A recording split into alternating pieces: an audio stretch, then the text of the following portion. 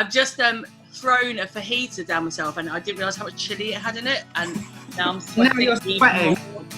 That's possible. Oh God, okay. Tray on chili. This is the Sheer Isolation podcast. It's presented by Kieran Moore and Jon Ponting. Hello, welcome.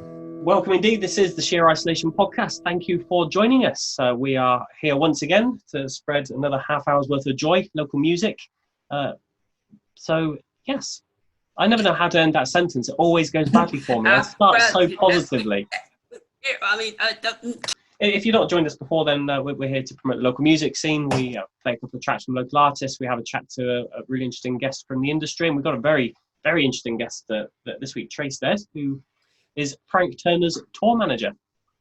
Frank Turner's tour manager, among many other tour managers over her years. I didn't actually realise how many years she's been doing it, but she's very experienced. She's been at the very top of the industry. She's been at some of the biggest venues the UK's got to offer with Frank. So she's very well established. She knows exactly what she's talking about. And she's got a lot to say, and it's all very interesting stuff. This is the kind of stuff that people don't think about. So if you're into your music and you like live music, you may find some of the things we're going to talk about in a minute a little bit of an eye-opener. So listen, there'll be a test at the end. You have picked a track. We've got a brand new track from Jon Vistic, who is another Jon name Vistic. I'm not familiar with. Do you want to chat to us about who that is? Yeah, so Jon Vistic was a chap that I met doing his sounds at the 12 Bar in Swindon. And I used to get paid 40 quid for doing the sound. And at the end of the night, if I really liked the band, I'd always go and buy their merch. So I ended up buying his 7-inch single that he had back in the day called Till My Loneliness Has Gone. And that was the last green vinyl that they had before they sold out. So I was delighted to get this vinyl. I'm very happy with that in my collection. But Jon basically makes swampy blues, psychedelic swampy blues. He's a little bit crazy. He's a stalwart of the Bristol scene. He's very well known in Bristol. He's been knocking about for years, and his bands, a three-piece, are just sensational, really powerful, loud, psychedelic blues band. This is a new track. I believe this is a cover of... Was this the one that's a cover? I don't know. Well, it's called The King of Rock and Roll. Oh, no, it's not a cover. This is not a cover. This is an original song. But he's been releasing himself. Jon Vistic has been releasing these Bandcamp albums to raise money for various projects in Bristol, and they've all been using Bristol bands, and a lot of them are doing covers or alternative versions. And I think this is one that's due out very soon. So this is a cracker. This is. Take it away, Jon.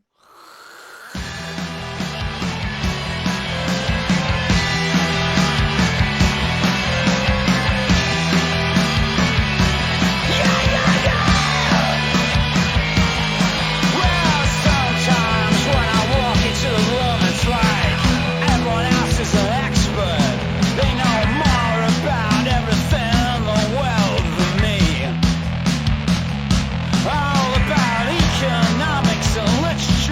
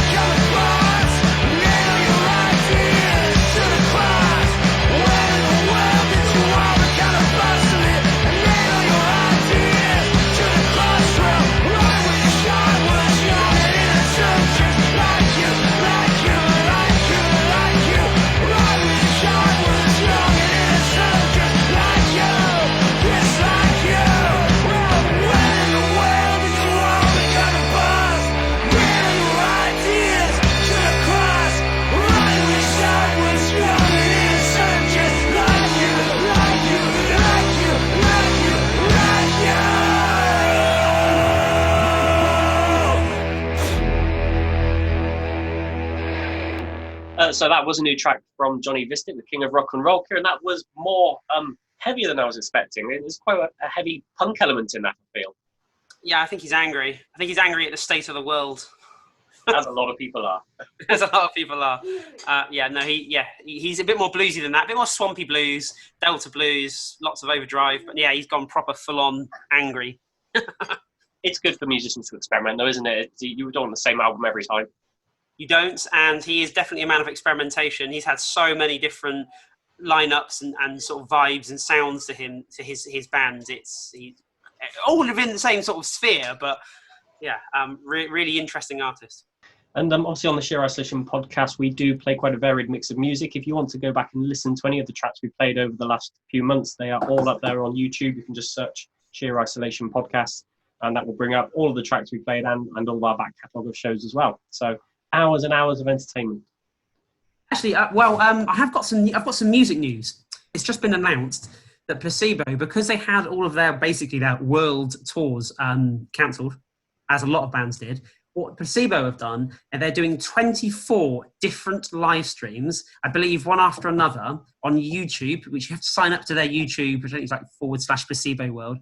On YouTube, you just sign up, register, be a follower, and then I think every day for 24 days they're going to put up 24 different live gigs from their past, from their history. They haven't announced which dates, what years yet. But I know from my point of view, from my formative years when I was getting into music, Placebo were a really significant band to me. So if there's any in there from like 97, 98, 99, 2000, 2001, I'm going to be all over it. I'm going to be really, really excited.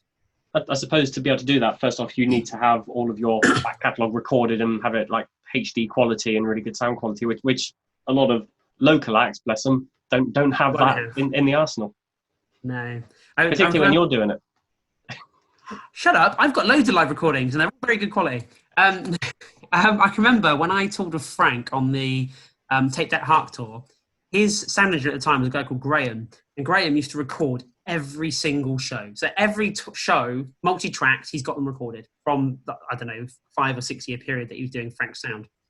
And what he used to do is he used to walk into the following venue the following day, walk in, set up his system. He'd play back the recording from the night before. So it's the multi-track live recording that he can edit in real time. He'd play it back through the venue's sound system or whatever, their rig they've got set up, and he'd re-EQ it for the room, using the day before as live recording. So he knew exactly how it's going to sound in an hour's time. The band would then get up to sound check, and sound check took 15 minutes. They literally plugged in, went, blam! Was that all right for you? Yeah, it was all right for me. Was that all right for you? Yeah, it was all right for me. And that was the end of it. I was like, what? It's the first time I'd ever seen a digital desk like on tour, like used properly. I'd never seen one like that before, because the early digital desks are quite primitive. And he was, again, top of the industry at that point, number 2 albums and Graham and all the rest of it. He had like the best desks going. And it's all, all pre-recorded, presets, all the rest of it. And he just recorded them from the night before. And I was blown away. So there you go. Jen, this is going to show how long I've been out of the scene, but I've still not used a digital desk in a live scene. Have you not? No.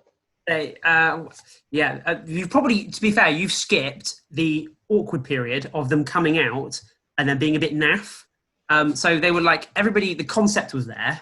Let's make it digital. Right. The execution was really, really poor. And it wasn't until, 5 or 6 generations of desks had come out that people had ironed out all the issues. One day, John, I will show you. Lovely. Thank you, Kieran. I look forward to that. And I'm just talking to... this week's guest is Tre Stead, who is a tour manager. And we're going to be talking to her about being a tour manager, about not working, about the marches and so on and so forth that she's been involved with in the last week. But I do touch on that subject with her, is that I feel like I might be going rusty in terms of my technical application to live sound, because I'm not getting to do it. So I'm wondering now what I can do to get myself out of this funk and get myself back in the game, back in the zone. Well, if you go onto YouTube, you see clips of sports commentators and they're commentating just on general life. What you need to do is mix general life. Okay, I can do that. That could be a laugh. I'm not sure what you'd like. Go to people having a picnic in the park and just start with a sound effect, just start fading them. Put a couple of microphones around them and start. Yeah. That could work, couldn't it? Yeah, good. It could. Okay, that'll be next week's video. This is the first part of Tre's interview. We were talking for so long, we thought it was worth making this one a two-parter. So, and it starts really randomly as well, when she just all of a sudden starts talking about a head injury. So over to Tre and a big mark on her eye. I just want to see my close-up of my work-related injury today, where I smacked myself in the face with a tray in the kitchen and in the hospital that I'm working in. And yeah, I thought I'd gouge my eye out, but I'm gonna have a nice black eye for tomorrow, so that'd be good. Yeah. Well, actually, well, let's just jump in at the deep end because you've gone straight there. Obviously, Tre, I know you because you're a tour manager and you've done a lot of work with Frank Turner in the past. So, Yes. asking you for guest list or trying to explain myself on the door somewhere, trying to sneak in from the back. But obviously, you're not doing any tour manager work at the moment. I'm absolutely not doing tour management work. I was on tour with Frank doing the theatre tour, and which was him and his wife Jess and Micah Schnabel, a nice little tour. It was great. And just right at the end of that, I think the last 3 dates, it was obviously getting to lockdown.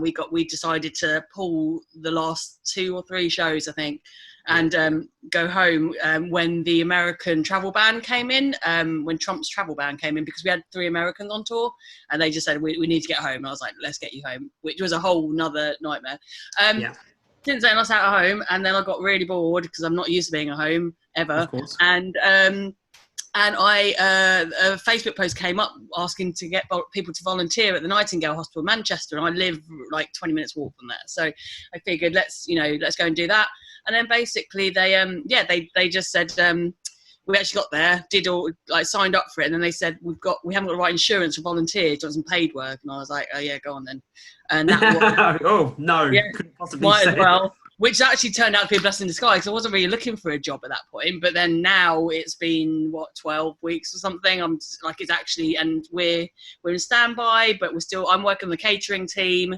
So we're feeding all the admin staff and the nurses and stuff. So we are going to the end till at the end of December at the minute, and possibly through to March. Oh wow, really? So that's how long you're looking at? Yeah, the Nightingales are staying on standby until March. Yeah. Wow. Just to be ready to go if there is a second wave. Everything's set up and they're ready to go. So I think the whole ones in the country are doing the same. Wow. So, and obviously that story you've just told us, it's although the hospital might be different, but it's a common story because obviously all the people that you work with in the industry, the technicians, the crews, etc., have all had to find themselves alternative jobs because of this situation. Do you know anybody else who's doing stuff? What story do you know from your friends? I was at the Manchester March for We Make Events, which is a whole another story, obviously. We'll come to that in a minute. And just finding out what everyone's doing. There's people working for Tesco's. I think the one of the sort of top caterers that I met on Take That tours is now doing the graveyard shift at Tesco's in the warehouse from 4 a.m. till 10, I think. Lots of the tech boys are coding. They're all learning how to code. Oh, really? That's interesting. Yeah, we're going to be a nation of coders. That's what it's going to be, because that's that they know all that stuff. So they're all learning code.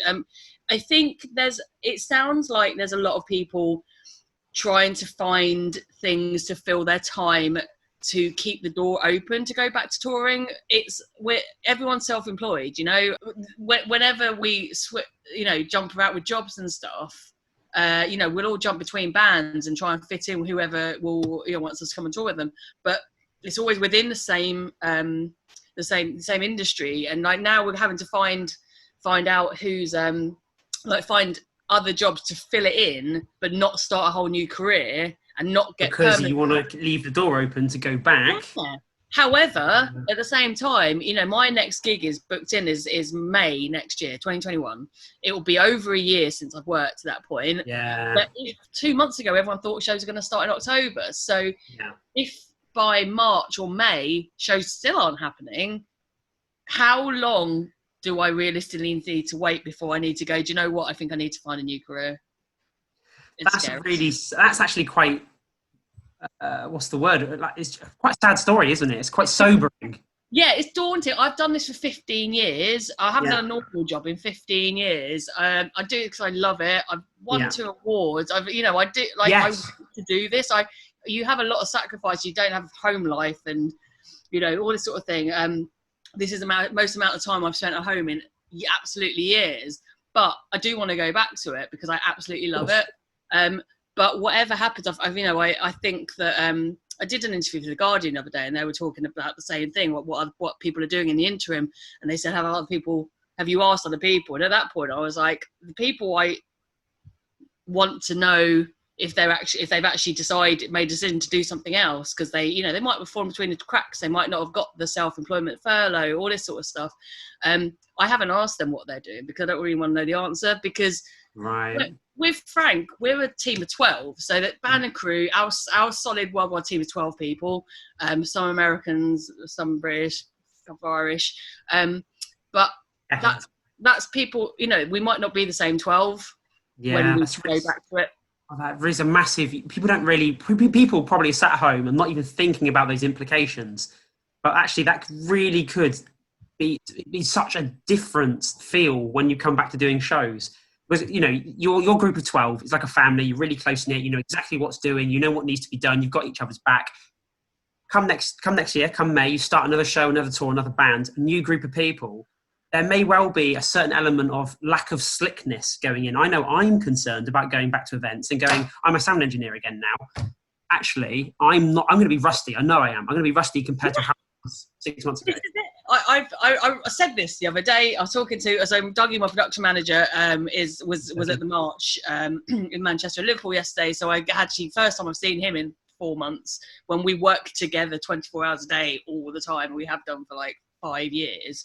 I was talking to him. I was like, the thing is, we have to go back to making shows run like clockwork, making sure that people don't miss flights and get on the right transport and get to the next place and just make things happen. But I've got to do that like that, and margin for error is small. Oh my god, yeah, exactly. and if we usually, if I have 2 weeks off, we go back to a tour and we do a security briefing, for example, with the security before doors, and we both go, how's this working? And that's with 2 weeks off. A year, and you expect me to get it right. And if it doesn't get right and I forget to book the bass player on the flight, that's my job gone. Do you know what I mean? Yeah, of course. There's no one else to blame apart from me. Of course. Saying that though, that is daunting. The band always has to remember how to play all the songs without a year. So I guess saying that, I can't practice what I do at home. Do you know what I mean? Yeah, of course. You can't get any better at being a TM at home, can you? Not really. Last week there was these marches going on in Manchester and London and a few other places called the Red Alert. You went to one of them, didn't you? So do you want to tell us all about it?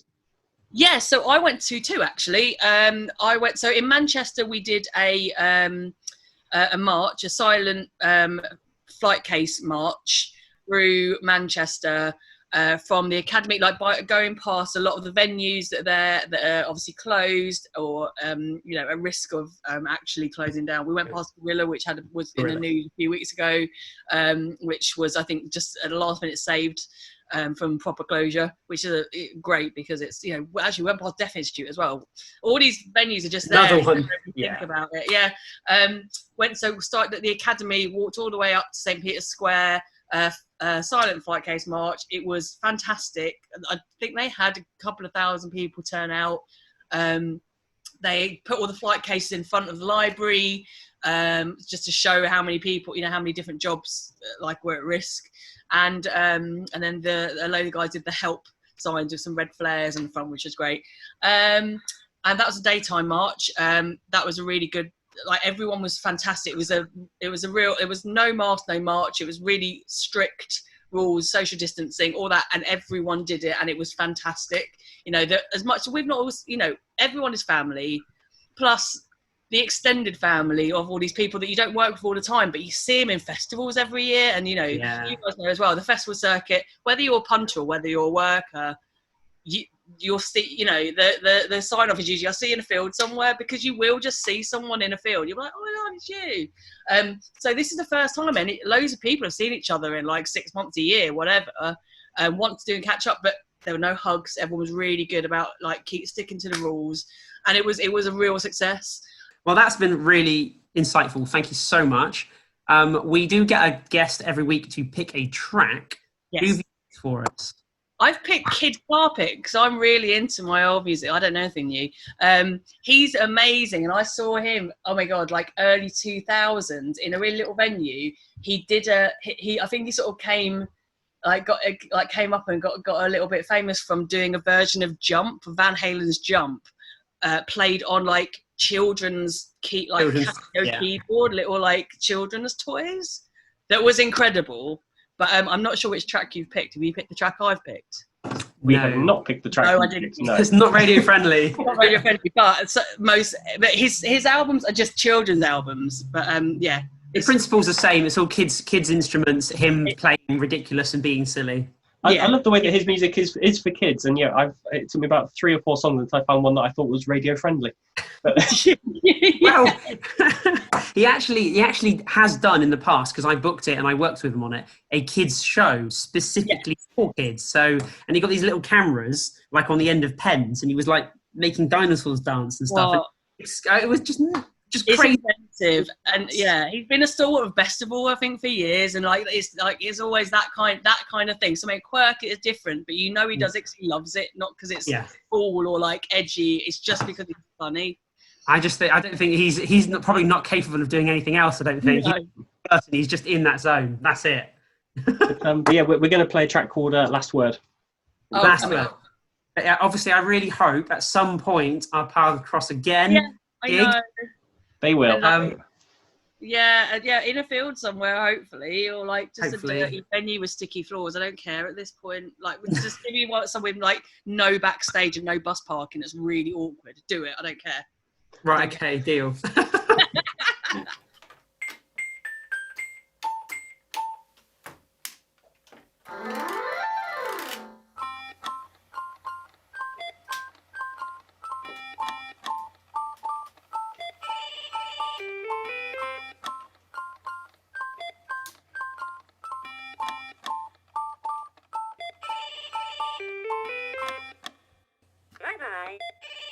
I'll say goodnight before I hang up the telephone.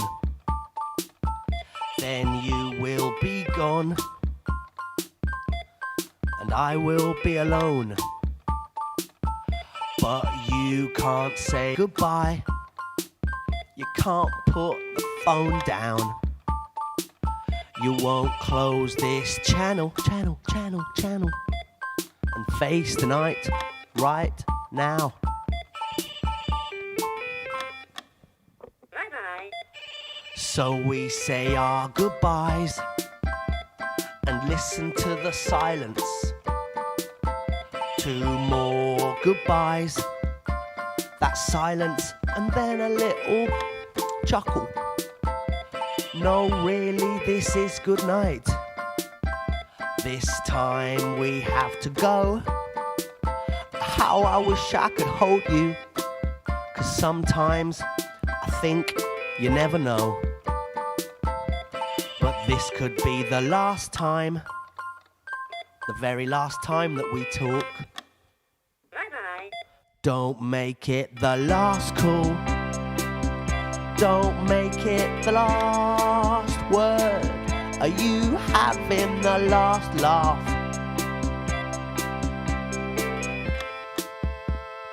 Ba ba ba da la la bum.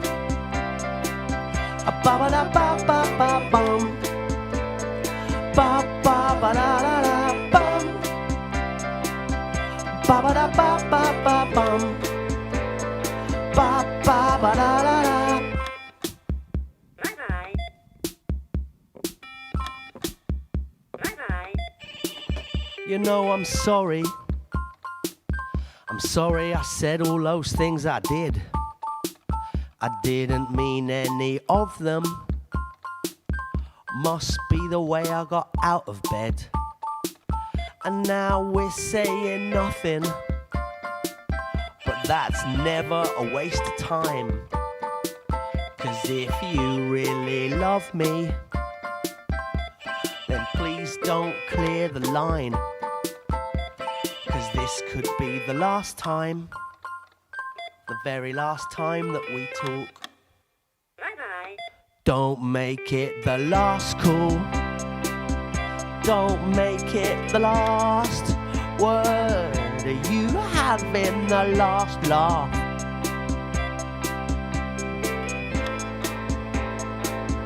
Don't make it the last call. Don't make it the last word. You having the last laugh.